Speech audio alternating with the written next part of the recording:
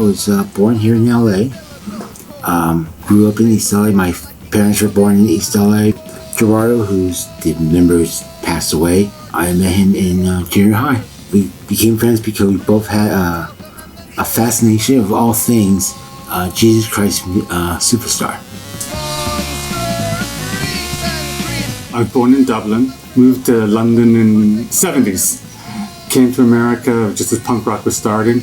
And then when I came to the United States, one of the first people I met was Gerardo. And I met him at a Screamer show.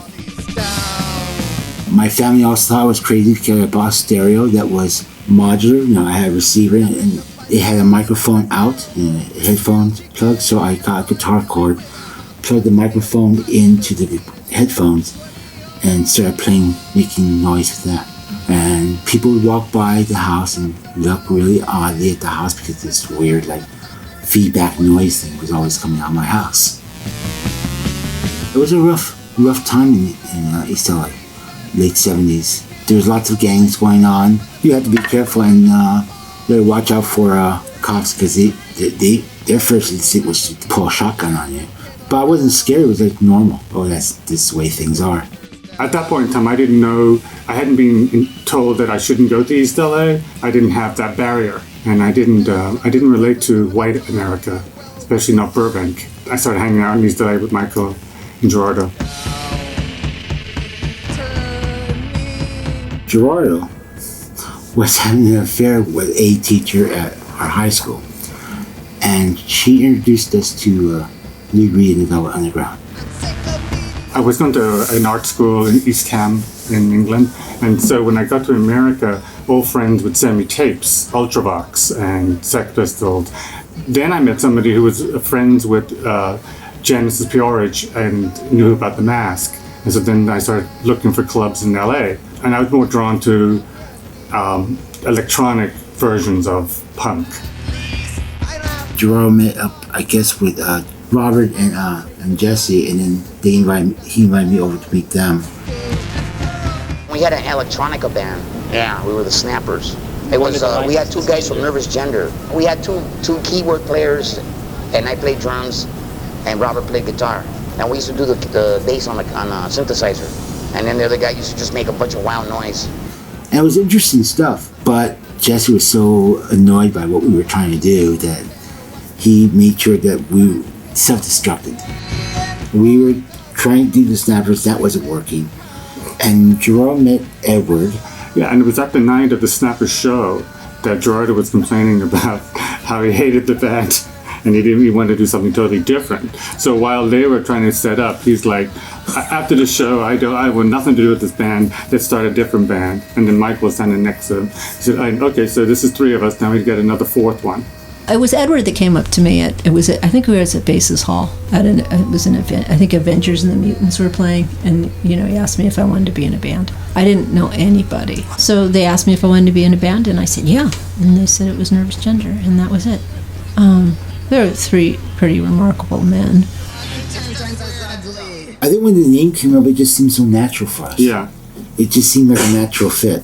You made that up. Yeah, I made it up. It was just a combination of a moment in time where I was reading a book about Patti Smith and I was listening to Ultravox. And the song was called My Sex. And the first word I saw in the poem of Patti Smith said nervous. And then the next sound I heard was on the record. It said gender. And I said, okay, this is the name of the band. It really kind of encapsulated what we were all feeling at that moment. Gerardo and Michael already did stuff together beforehand, and I did stuff on my own. So between the 3 of us, we mixed everything up together and came up with a lot of the songs. The genius was Gerardo. Because Gerardo's concepts, he was highly conceptual the way he thought of every song and the stories that he told. But, I can't say that I really understood it then. A lot of stuff would be like me telling Gerardo something that happened to me, and next thing I know, verbatim, it's a lyric in a song. He was difficult. He loved to argue. He loved to get a rise out of people, and which led me quitting the band more than once, or being fired depending on whatever who you talk to. He lived in his head. He'd like to take things and perverse them in some way or other. So he'd never take anything as it was. He'd have to put his spin on it. That could be really interesting, but also could be exhausting as well. I was around. I used to go to all the early Nervous Gender shows. I was the only person in my family who read or was interested in music or movies. So I think because of my rebellion of Catholic school and military school, I just had a different outlook than the way I was raised. I was intrigued by things like Lou Reed's Metal Machine music, Roxy music, Eno's noise in the background. And like Michael, I was making feedback on my stereo. Met Michael through a friend of mine. One night Michael and I were just playing with synthesizers in the room, and I think we realized we were kind of kindred spirits in that aspect. I remember seeing East L.A. bands. I saw all those bands. I wasn't aware, however, that there was an actual scene going on in East L.A. The Fixx came along. I can't even remember going there. You know, the Fixx was literally like 4 blocks away from my house, and I think I went there once or twice and felt very unwelcome. Me and Joe were both gay, and the last thing we wanted to do was hang out in East LA, where being gay was not the best thing. It was very easy to be yourself in Hollywood. You couldn't be that way in East LA.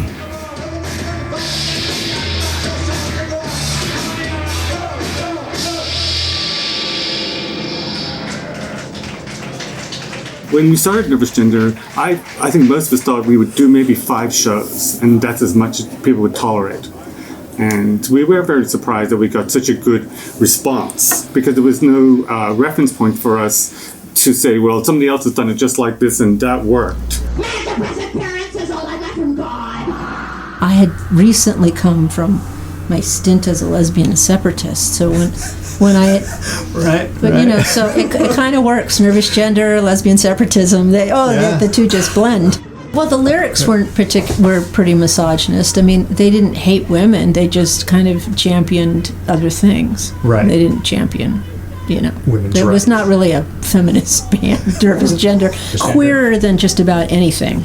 Really different from any music I had ever listened to, ever. Like, I didn't even know what a synthesizer was. I never thought of it as particularly confrontational. I just thought it was like venting maybe, but not really confrontational. That was the only way you're going to survive on stage at that point in time. If you're going to say the things we were saying, already people, heard the name, questioned the sexual identity of the band, and gay people were put in the roles of being victims at that point in time, and easy prey.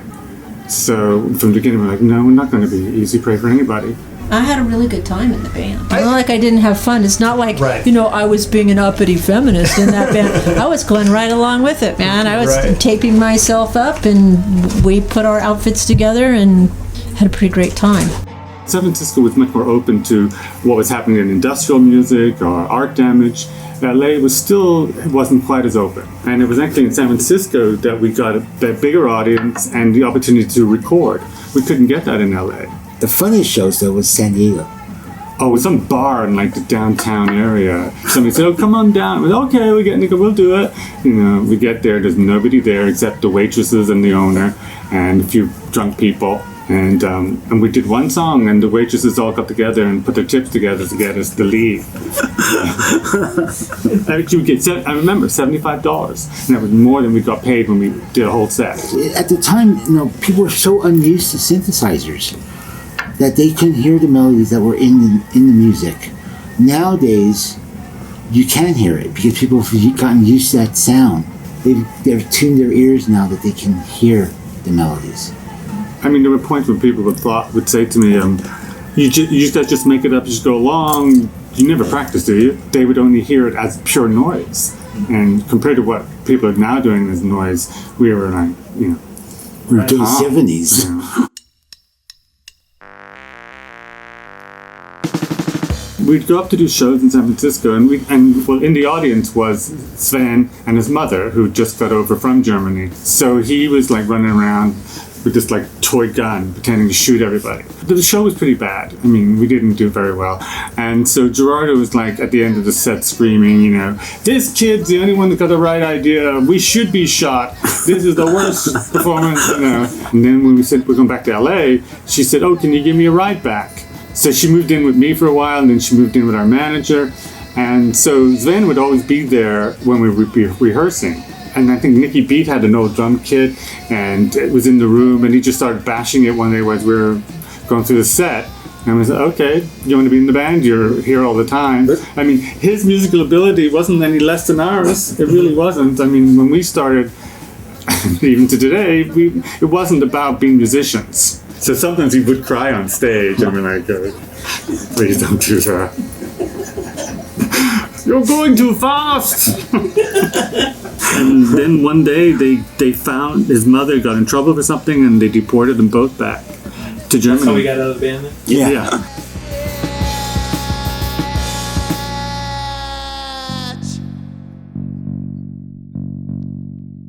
Well, the first breakup was, It wasn't just the band, it felt like the scene fell apart at a certain point. People became more interested in raves and music that was just played, and I noticed that there weren't as many live shows anymore. You feel like why are we even doing this when people really don't seem to be that interested anymore? And so we said we're not going to do this anymore. We just get a regular job, do whatever we're going to do. And that's when Bruce Moreland contacted us and said, you can't break up the band. I've always wanted to be in the band. I'd rather be in your band than Wall of Voodoo. Okay, what we'll do is we'll do a guitar version of all the Nervous Gender songs. In terms of getting shows, it was so much easier, but at the same time it lost its edge when we did it that way.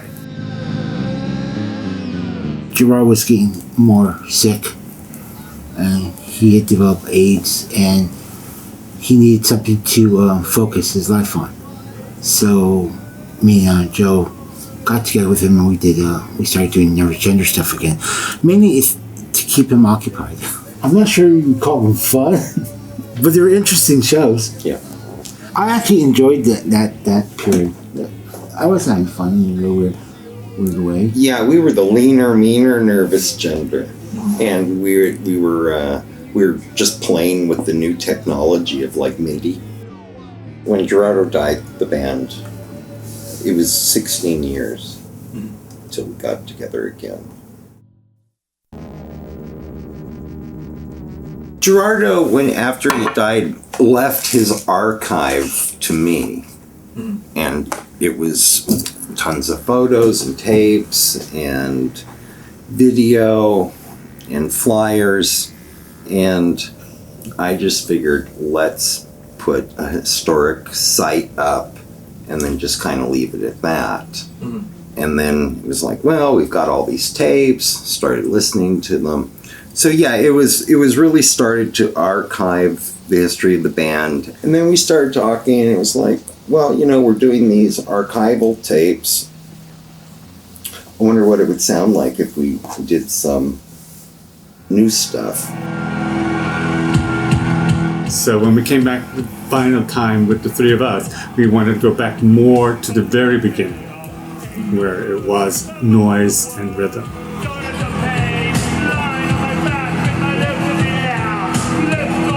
It had a new life. It was like, and like the first few shows, Old Friends did come out, but but what replaced them was young kids, and that was really, to me, that was really exciting.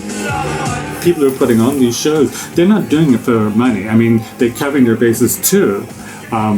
Years ago, a lot of shows we were doing shows for people who didn't even want us in the place. They were putting up with us just to get the door money, but they hated the music, they hated the way we looked. But now these kids are actually young people, they're not kids, are into it. They really enjoy it. And when you go to do a sound check or you go to do a show, they make you feel like they want you there. That's a good feeling.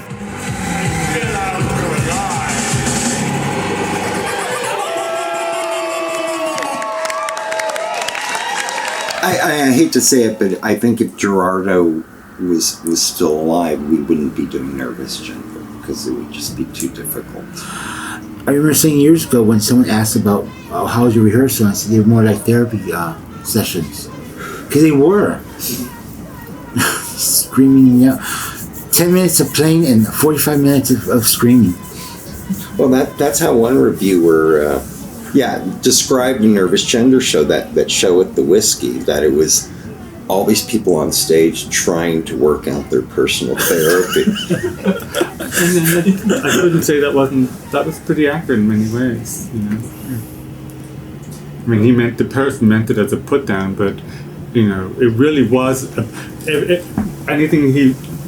the songs were about our lives. They weren't about abstract other people's lives, and they weren't about what we wanted people to think our lives were like. They were about, in all the ugliness that they were at that point in time, that's what it was about, you know. So it was therapy. Which probably is why we keep coming back to it. It really is about us. It's telling what's going on with ourselves.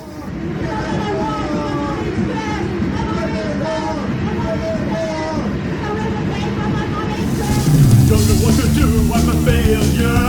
Don't get up to 2 o'clock. And I wander the streets and I get depressed. So I run on home to my mommy's jet. My mommy's jet, my mommy's jet. I get the remedies for my mommy's jet. My mommy's jet, my mommy's jet. I get the remedies for my mommy's jet. My mommy's jet is well stacked. Delivery in my valley and my diet pills. I get the remedy because she understands how to make a living from a total mess. My mommy's jet, my mommy's jet. I get the remedy for my mommy's jet. My mommy's jet, my mommy's jet. Get the remedy for my mommy's jet. Vanity breath of parents is all I got from God. Mommy and I, we never know what to do. So mommy and I, what's the boy gonna do? So mommy and I get some delivery and make glue. Oh, my daddy brings home the food. Daddy brings home the food. Daddy brings home the food. Gotta get home to food. My mommy's jet, my mommy's jet. I get the remedy for my mommy's jet. My mommy's jet, my mommy's jet. Gotta get home to the medicine, yeah.